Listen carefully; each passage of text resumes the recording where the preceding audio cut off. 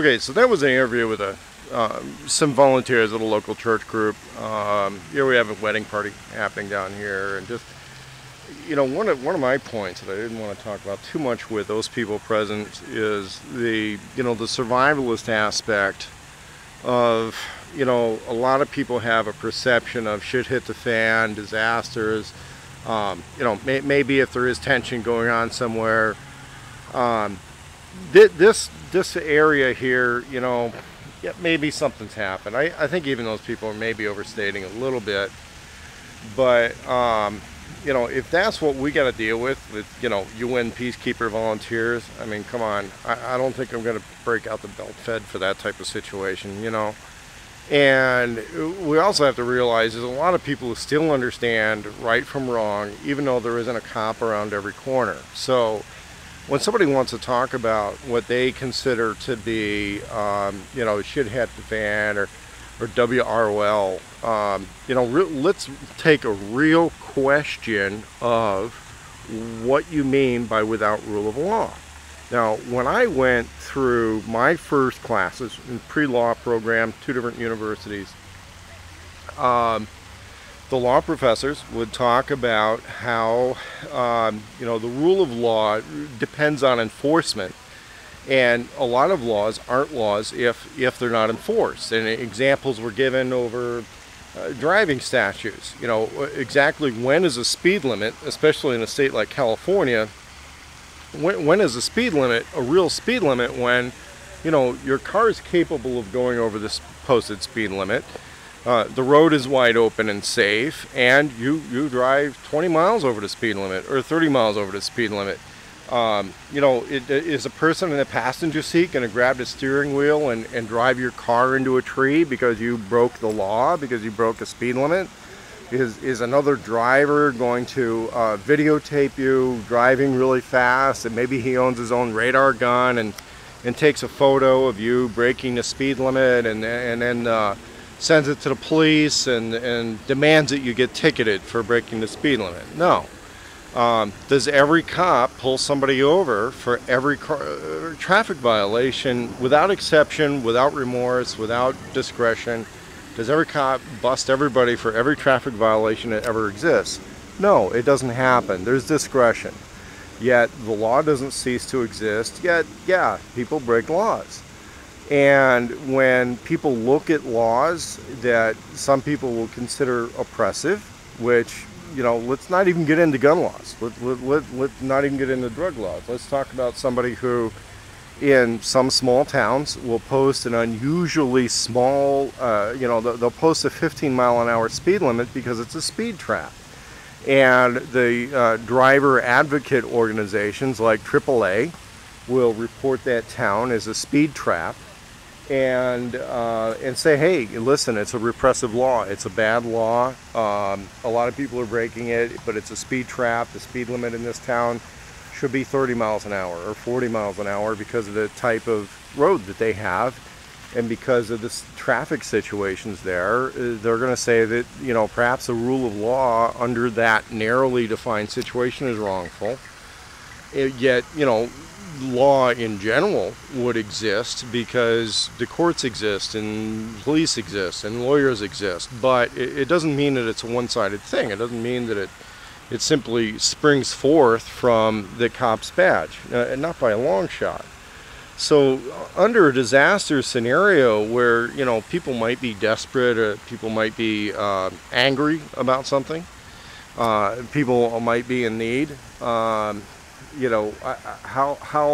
much does that push somebody's concept of right and wrong? And I would argue that people's concept of right and wrong does not require a cop around every corner during peaceful situations and under circumstances where maybe they're occupied elsewhere, maybe the government has done a major series of shutdowns because there was some kind of money crunch or economic crash, that it doesn't mean right and wrong cease to exist. Or people like the church volunteers in the other video would go around trying to, I think rightfully, defuse situations. And their willingness to you know, do what they describe as work with the police and defusing situations.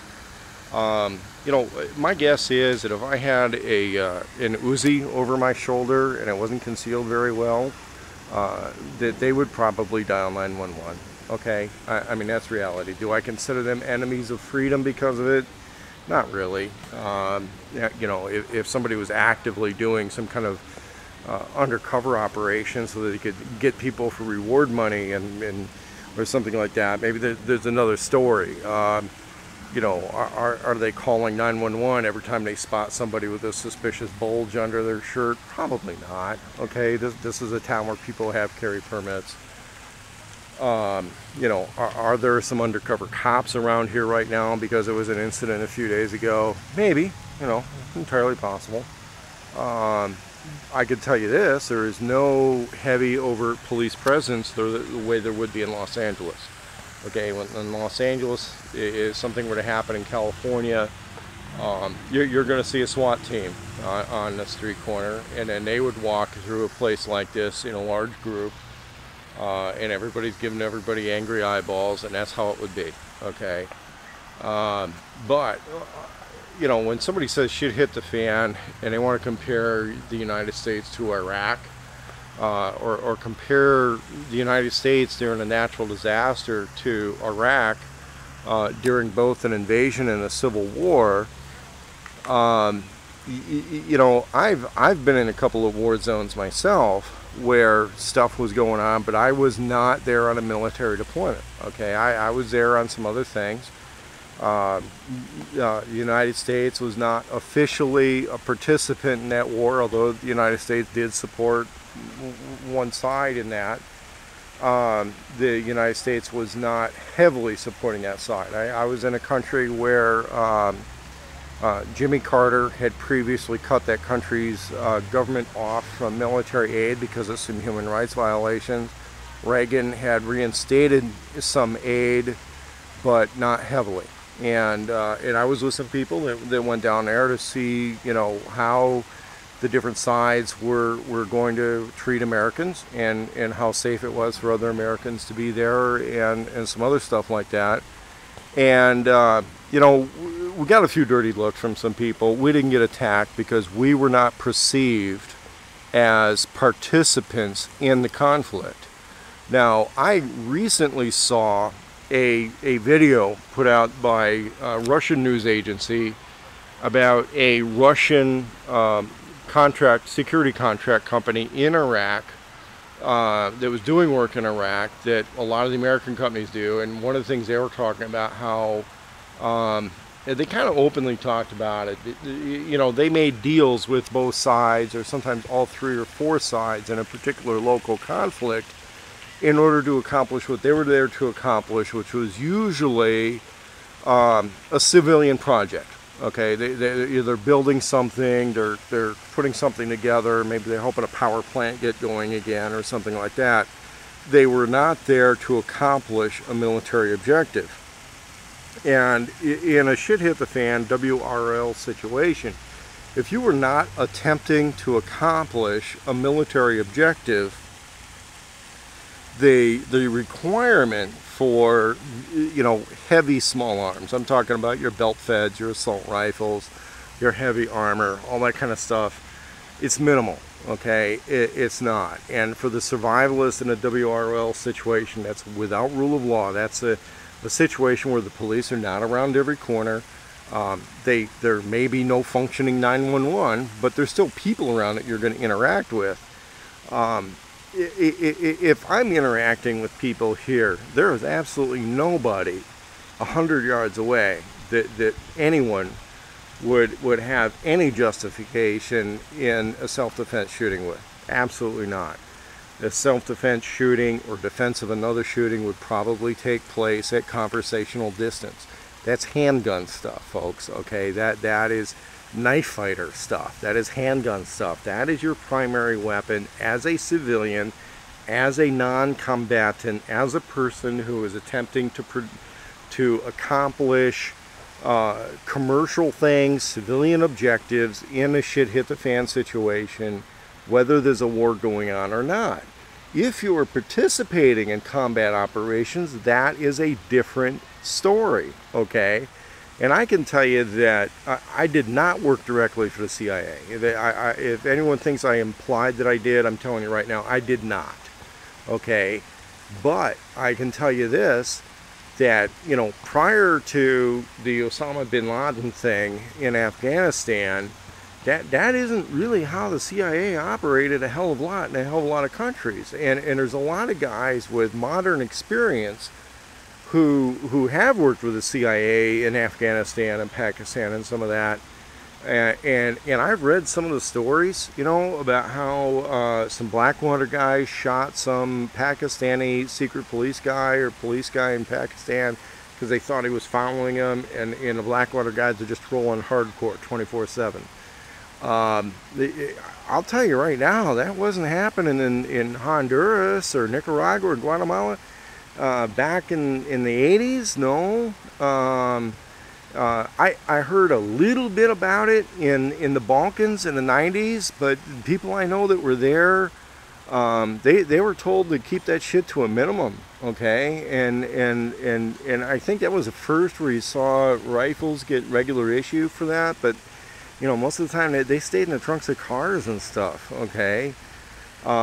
People that I know that were active with the Afghan thing in the late 70s, early 80s, you know, they'd have bodyguards with rifles and stuff, but the actual guys, a lot of times, they didn't want to appear that they were there to start shooting people. But, you know, when he did their pose for picture at Soldier of Fortune magazine or something, somebody handed them a rifle and they got pictures.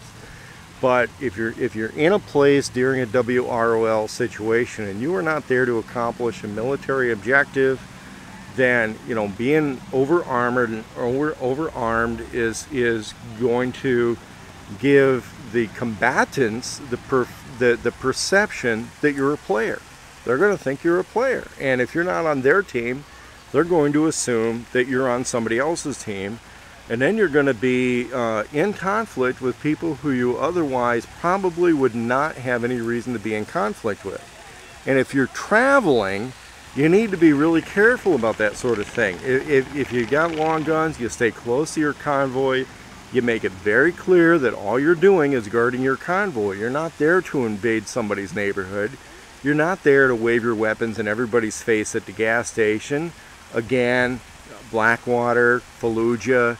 Okay, I heard a few different stories about what went down there. Yeah, it's really bad. They you know, did some bad shit to those guys.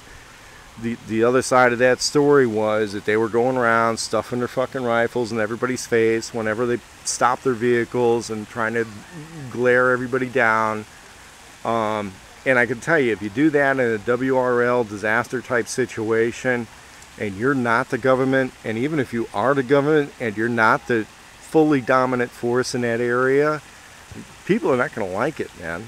And then whoever is the dominant force in that area is going to have a problem with it, okay? And then you're going to have a problem that you otherwise probably never would have had if you just stuck to your handguns, kept the rifles out of sight and out of mind, and only brought that stuff out when you're attempting to accomplish a military objective, or when you're doing a fully functional convoy evacuation movement, and you're keeping that stuff close to your convoy, but again, mostly out of sight and out of mind. So, you know, in response to that guy's video up in Maine who's describing Iraq and then kind of transposing that onto America during a disaster, I gotta disagree, man. And I'm gonna make another video about why I disagree, just to spell it out a little more carefully.